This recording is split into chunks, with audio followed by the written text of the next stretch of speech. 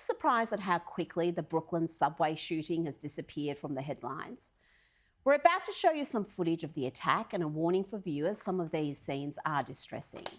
Here we had a mass shooting where dozens of innocent people were injured. Miraculously, no one died, and it is a miracle no one died.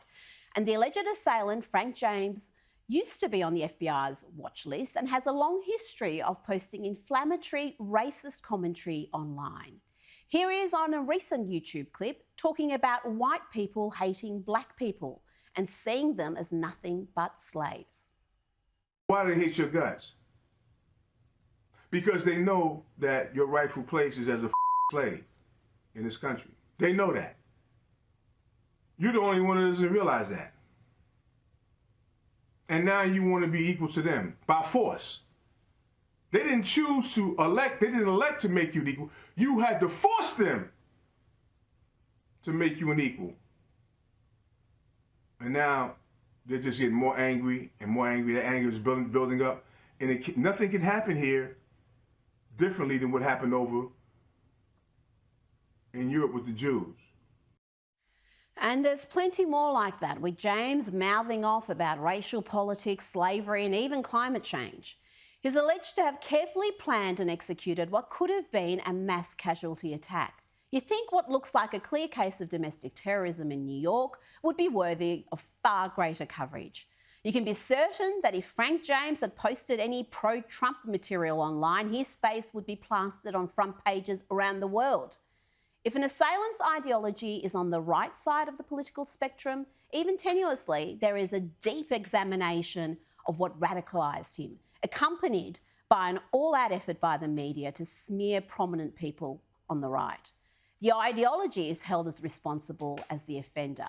There's much talk about irresponsible rhetoric inflaming tensions and inciting violence, and why we should restrict what people are able to say online. But when the assailant quite clearly holds so-called progressive values, including anti-white, anti-capitalist views, the media is suddenly uninterested in the motives behind the crime. I have a little test for you here. Do you recognise these two men? Can you name them? If you recognise the one on the left as the man involved in the Kenosha shooting, Kyle Rittenhouse, but you have no idea who the man on the right is, then ask yourself why. The Rittenhouse shooting received saturation coverage. He was the teenager who, while attempting to defend businesses from BLM rioters and looters, was attacked and defended himself by shooting 3 men, 2 fatally. His case received extensive coverage, with a 17-year-old Trump supporter endlessly defamed as a racist, a terrorist and murderer, despite video of the shooting showing he acted in self-defence. But he was from the right side of the political spectrum. He was pro-police, pro-Trump, and hence must be evil. As writer Drew Holden pointed out today, at this point in the Kyle Rittenhouse story, the New York Times had published a 20-plus paragraph piece about his social media and support for Trump. I'm not holding my breath for a similar look at the NYC subway shooter, whose racist tirades the New York Times merely calls overtly concerned with race. Rittenhouse was ultimately charged and exonerated. He should have never been charged, given the extensive video evidence available. And it was no surprise a jury found him not guilty late last year.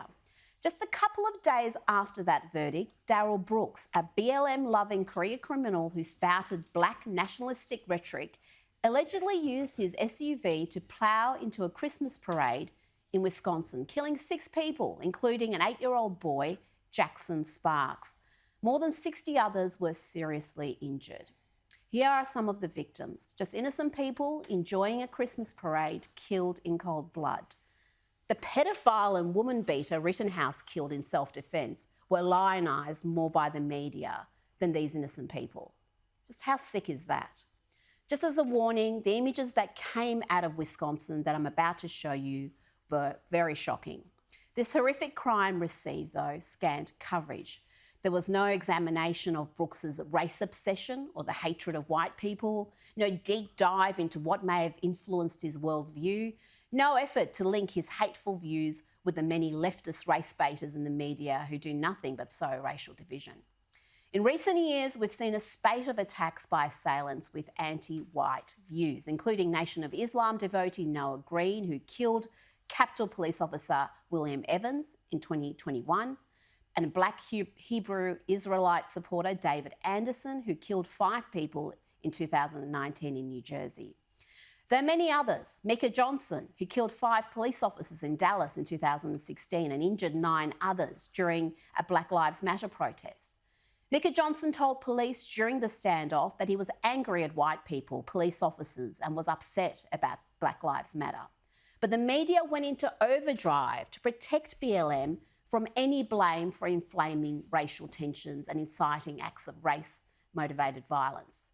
There are other examples, including Black separatist Gavin Long, who shot 6 officers, killing 3, and anti-white killer Corey Muhammad, who in 2017 killed 4 men in what was described as a race-related rampage. Now, if none of those names ring a bell, but you've heard of Kyle Rittenhouse, then ask yourself why.